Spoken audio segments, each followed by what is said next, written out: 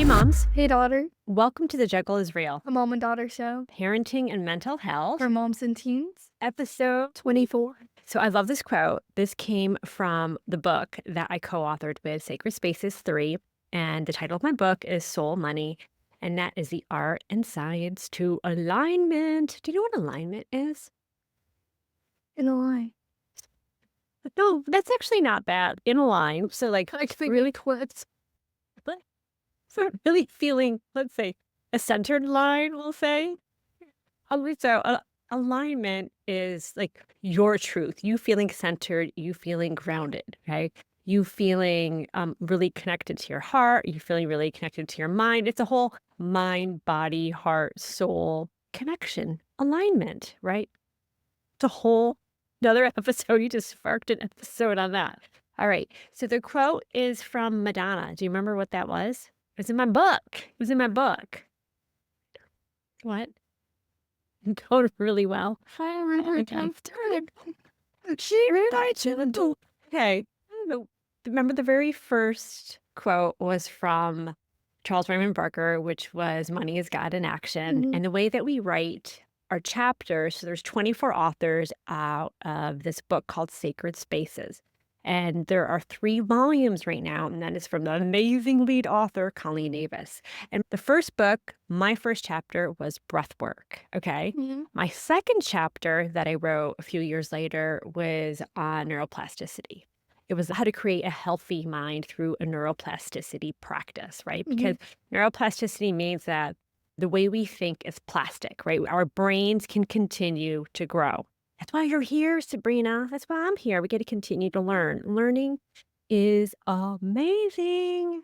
It's really such power and understanding that we can learn every day. Okay. And so this chapter that I just wrote is on soul money, and it is the art and science to alignment. And so it's broken into different sections. It's how I wrote my chapter. And then in my chapter is a practice in how to create relationship to money, right? So we are on now our third part of this 4-part series of money. What did we do, Sabrina? This is a 4-part series that we Within start us. within a or series within a series. So a 4-part series within a vision board series. What were the Mhm. first 3 that we did in general, not just of the series? So just to remind the Um, audience, it was like our whoa. we did a vision board Mhm. for the year for 2025. Yeah. I'm checking to We see did if she relationship. okay, we did really so setting the vision for Mhm. how we want our And it was like relationships. work and occupation, school, Uh-huh. That was the second one.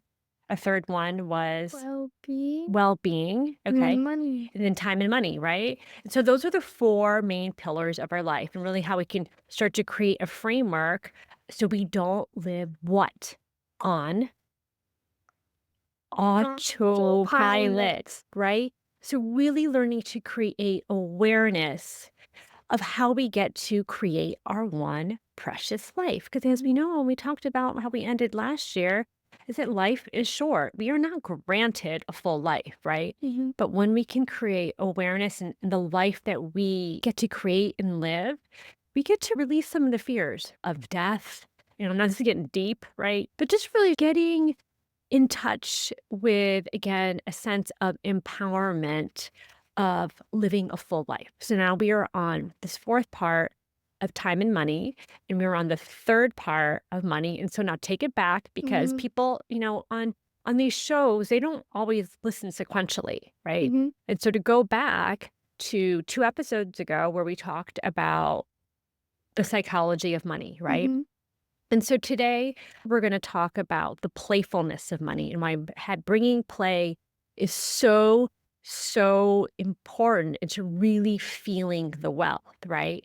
But what we realized in the very first part, 2 episodes ago, is Mhm. what, Sabrina, about the money psychology? Why do we feel guilty? Because I remember back. Just like our biology, Mhm. we carry money trauma, right? We carry a history of women being disempowered. Women couldn't what? They could have their own bank account. Unless what? Their man Unless their man signed it, right? Can you imagine, Dad, can I open up this checking account? That feels super disempowering, Mhm. right? We carry that in our nervous system. right? And I'm also passing down things to you as you're Mhm. learning. And then also just through society and culture, you learn about money. So often we have associations, a way we think about money, and we have to wonder, are these our beliefs, right? So that's really just understanding that our money psychology, meaning the way we think about money, our relationship with money, we want to know, is it true to us or not, right? And then last week, what did we do about money? We learned about the network. The literacy. Actually, Yeah. this is a really good I listened to the replay of it. I was like, "Oh, I wasn't clear when I asked you about net worth when I was talking about the literacy, and I asked you, 'Do you know what net worth was?'" Again, we are on Apple Podcast, or actually on all the podcast platforms, but we are also on YouTube.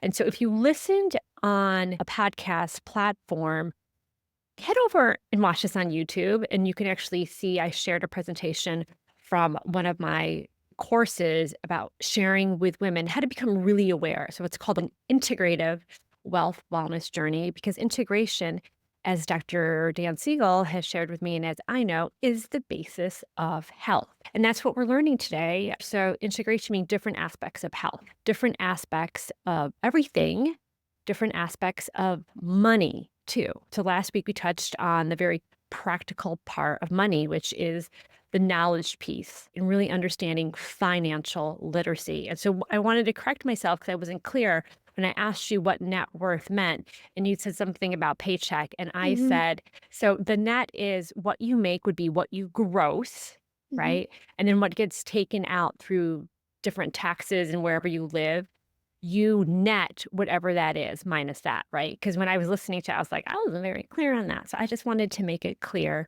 one, to myself and to you, and just for our audience. Mhm. Okay.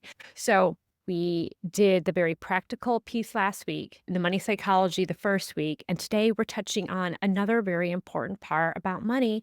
And that is the playfulness about money and why play is so important, right? And Serena, you said, I love money. I love money. What do you love about money? I can buy things, Uh-huh. Uh-huh. and it's just actually, I don't always have to buy things, but I can buy experiences. Yes. Oh my God, that's so cool that you said that. Mhm. And The spits. Yo, seriously, how did you learn that? yeah, well, it's just me being me. It's what does that mean, me being me? To watch this on YouTube. I'm gonna get clipped so hard. No, don't clip this. Don't clip this, my beautiful friend. Tina, our wonderful friend who helps us with the video editing. Don't clip that, Tina. And for Wait, what does that mean? Because I didn't realize that. Yeah, it's not that I've never done that before, but gifting experiences is so beautiful. Huh? Mhm. Did I say gifting? You mean, Mhm. I meant buying Yeah. experiences. Because I was thinking for some reason it was a few years ago when I was a mentor for breathwork at Pause, and we were gifting the teacher, the owner of the company, and we decided that we wanted to gift an experience. And that is so cool. You know what I mean? Rather than gifting, Yeah. and there's not very cool things in giving material gifts, but there's something super, super awesome about giving and gifting experiences. Totally went off on a different tangent, but you like to use money to purchase experiences. And so go deeper. What does that mean? Um, so there's this one time where I was at the mall with my friends and we didn't really have a plan and there's like an escape room. So we were just like, why not do that? And it's just like a fun get together with one friend. A fun, yeah. Yeah. What is? I've never been to the escape room. That's just when you It's try to scare each other. the escape room is like where you have different challenges to try to Oh, get out of a room. okay. So I'm just curious because we're talking about money. Mhm. How much is that experience? $35. Oh, that's not bad. How Mhm. long is the experience? Like 30-ish minutes. Oh, that's cool. Mhm. Okay. So you like to spend money on experiences. What Mhm. else do you like to spend money on? Food. Uh-huh. What about food? A lot of food? Yeah. Like what kind of food? Whatever's around my school. And so why is the food here not I don't even so oh, I see what happened. So whoever's watching on YouTube, so there's Zoom now. There's all these different tech things that offer these. Don't, Sabrina, that's so weird. Those are like special effects that are Mhm. happening now. So that's distracting. Okay. Mhm. No, I seriously want to know, do you consider that play money, right? So you're Mhm. guilt-free play money. would be for you to be able to use your money to buy your own lunches. Okay. All right. What else would you use your play money on? Clothes. Clothes? Uh-huh. What kind of clothes? What's next week or 2 weeks from now? My birthday. Oh, okay. Yes, it's your birthday, but spring flair. Spring fling. Spring what? The spring fling. Okay, spring fling. Okay. Yes. And what do you want to spend money on there? A dress. Uh-huh. Yes. Okay. What is spending money? How does that make you feel? Stressed but good. Oh, I wasn't expecting you to say that. Okay. So why stressed? Especially if it's like my own money. Uh-huh. You don't want to spend your own money. Yeah. Why don't you want to spend your own money? Because then I have to work like 2 times harder to get it back. Oh, that's interesting. Mm. Mhm. Mhm. Mhm. Okay. Um, well, do you think that happens in my own psyche too? Uh-huh. Yeah. Yeah. Okay. And then when you say good, what does that mean? Like, if it's like something if I buy like a sweatshirt Uh-huh. and like I use it a lot, You guys, like I'm getting my money's worth. you have to go on YouTube. She just like pointed at her summer's best like sweatshirt like it's so amazing. I guess it is. That's an experience though. Mhm. The summer's best shake. That's a sleepaway camp that she does every year. Yeah, because here's the thing with money, right? Mhm. There's a sense of when you spend it, you can have a sense of novelty within it. And when you have a novelty there and you have a sense of adventure with it, Mhm. it releases chemicals in your brain that provide a sense of reward circuitry. It's like a reward. And so for me, in my book, what I know about money and my own spending and learning about how to spend money is it connects you to your core values, right? And so when I say playfulness with money and how to do it in a way that is without the guilt, because you said, how does money make you feel? And you said stressed and good. That's a real thing. So that's bringing in that money psychology piece that you Mhm. have and then your own that you're adding to it. Do you think that's taking away from those better feel good chemicals? Do you think it's possible to not have guilt with spending money? Yeah. How? No. What? Okay. So oh my goodness, it's so interesting. All right, y'all. So we are learning. Sabrina, I've had a lot of learning opportunities with this. Mhm. And I told you that, right? Because I thought that this was just how it was. Like you make money and then you're always having the wide spectrum of emotions. And that's true, right? You are always going to have the universal spectrum of emotions. And we talk about that with the emotional wheel. Mm. But how we can learn to work with the mind so that we can work with a healthy money mindset is by one, getting clear on the vision of what we want to, and really connecting to how we get to spend our money in a way that we are aware of. And that's called conscious spending, right? Mhm. And conscious spending is something that I learned from one of my money coaches that I invested in, and his name is Ramit Sethi. I said that to you before. I think I said his name wrong. And I was really drawn to him teaching his money. He's got a podcast and he's super fascinating. And I really learned a lot from him. And he has, you guys can all download it. He has something called the conscious spending plan. And this is what is so important in life in general, because we don't want to live life on autopilot, Mhm. is to create a sense of awareness, sense of knowing of what you are doing so that you don't get self sabotage by guilt. Okay. And nothing that we do here is siloed, meaning everything that we do here is all integrated. So when we talked about financial literacy last week and the week before we talked about money psychology, we have to know that to be able to create the playfulness in our relationship with money. Because if we aren't aware of that, our playfulness with our money is always going to be shadowed with some of these not so feel good kind of things like guilt, because even spending of not feeling good about spending my own creates a sense of scarcity, which is all about money, creates a sense of greed, like you're hoarding it. And that again, because I know that God and Jesus, Christ consciousness is very, very important to you. And a sense of circulation, that God is money in action, that sense of greed, that sense of scarcity is not a part of that plan. But what is a part of the plan is just noticing it so that we continue to evolve and we grow. And so, what Ramit has taught me, and we all get to just make it our own. What I like about him, because he has something called the conscious spending plan, and it's like how to live a rich life. It really is. It's how like we are born to live a rich life, and how to really live a rich life is that we get to know one our numbers, right? Mhm. Really get to know our numbers. And it's going to be different for everybody because we all have our own circumstances. But what I like about his is that we wanna work up to the 20 to 35% of guilt-free spending, guilt-free spending. So you can spend it in all the experiences that you want. You can spend it on all the Starbucks that you want, all your school lunches that you don't wanna eat at home. You get to spend it all on that because you know it's part of that bucket, because you've already taken care of all the other buckets. The fixed costs that we talked about, even though you don't Mhm. have those yet, you take care of the fixed cost, your investment, so you're saving for the future, and you also have created a savings for emergency savings, cushions like that, right? Yeah. So you're taking care of those 3 buckets. That way you get to circulate your money in playfulness the way that you like. I mean, it doesn't happen now, but you build up to it. But here's the deal is you start now. You start at whatever percent. Because the thing with investing, people think that you don't invest until you have the money and you're rich.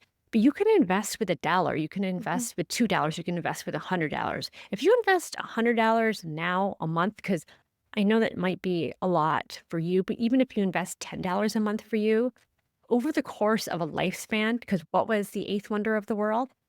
Mhm. Compound Compound interest. compound interest. You're gonna be multimillionaire, Sabrina, Mhm. by it just growing. It just growing. Obviously, continue to invest just a little bit of money, and then let's just say after a certain time, it just sits there. You're gonna be able to create that sense of security that money Mhm. provides, right? That we want with money, so that way you can really release that guilt. That's what I wanted to share. Okay. So, two more things that I wanted to share. So, we know that you love to spend money, but with money, because it's a deep, deep psychology, there's a money mindset around that that's always going to be tainted. As you said, the Mhm. both and have fun with it. And I also feel guilty about it. Right. Now you know how to be able to create, you get to have a vision, create the plan to create a bucket for guilt-free spending, Mhm. play money. I love that, guilt-free spending. So you don't have to have the guilt for that. But what I wanted to know is because we know that we have this human mind, we are built with a nervous system that I always said from the beginning that is wired to keep us safe. So naturally, when you spend money, because you already do, you're going to feel guilty. So what did I say to you before? Remember? What's the most powerful thing that you can do? I said this to my breathwork clients. I've done like 4 breathwork workshops, and it's like the same thing, and it Save. Breathe. save and breathe. And then after you breathe, okay, yes, Mhm. maybe it's 2 things.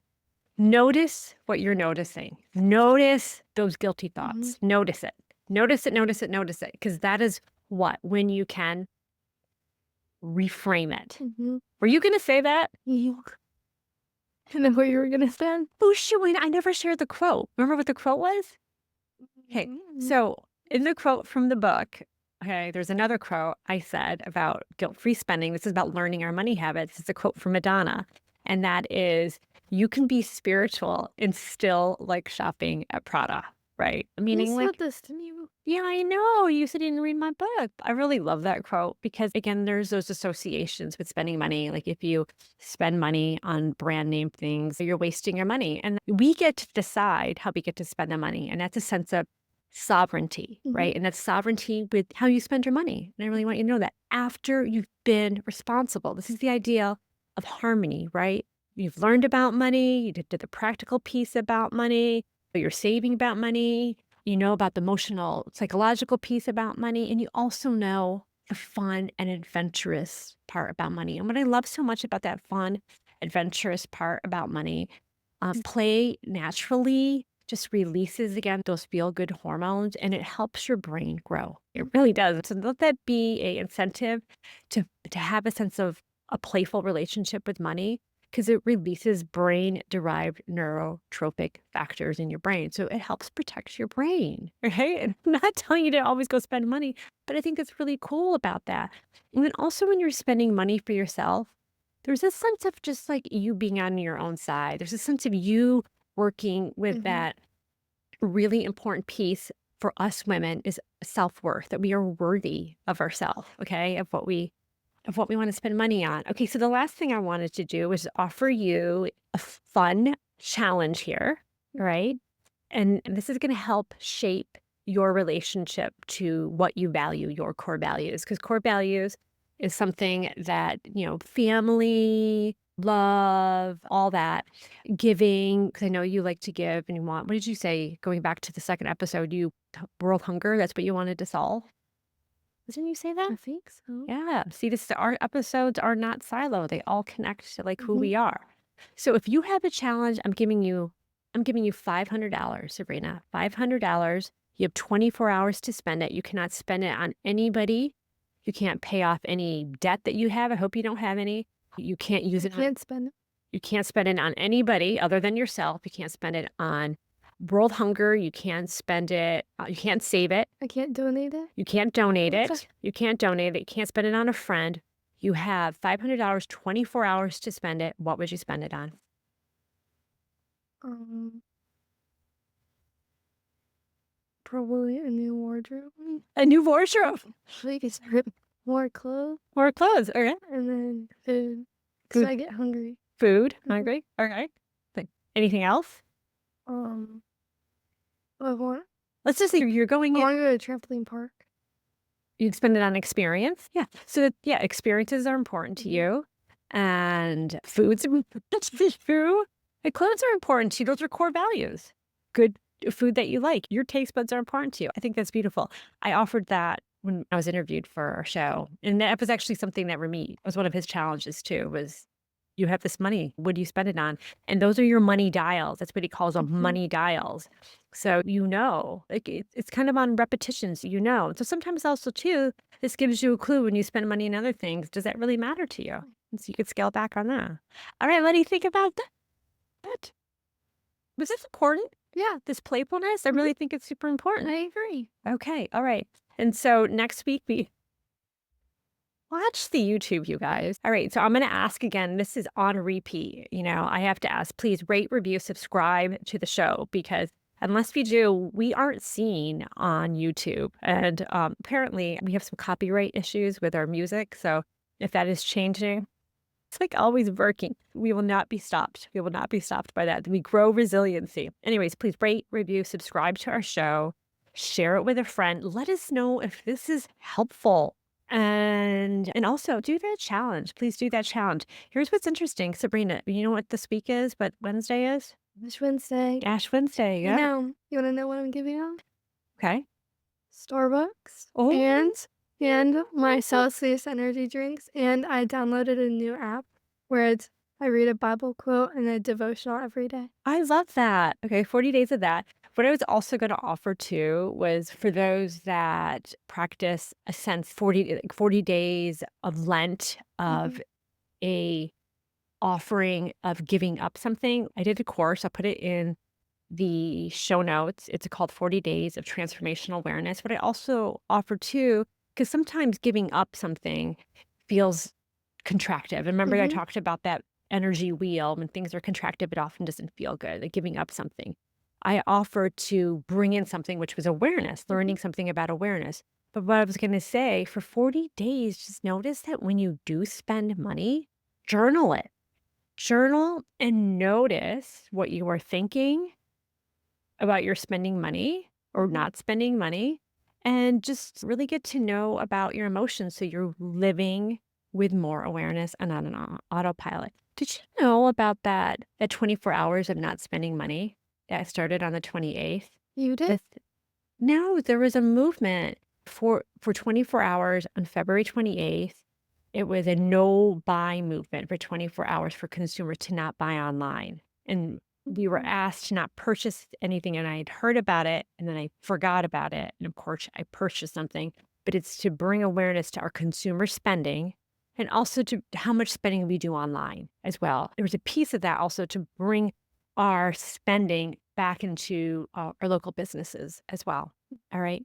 I think 40 days of transformative awareness is a beautiful challenge to really get to know your relationship with money, get to know your relationship with your thinking, get to really know your relationship about your money story as we continue. So please join us next week as we complete the the fourth part of our series of our Time and Money series on the Juggle is Real. Thanks for being here. Thank you.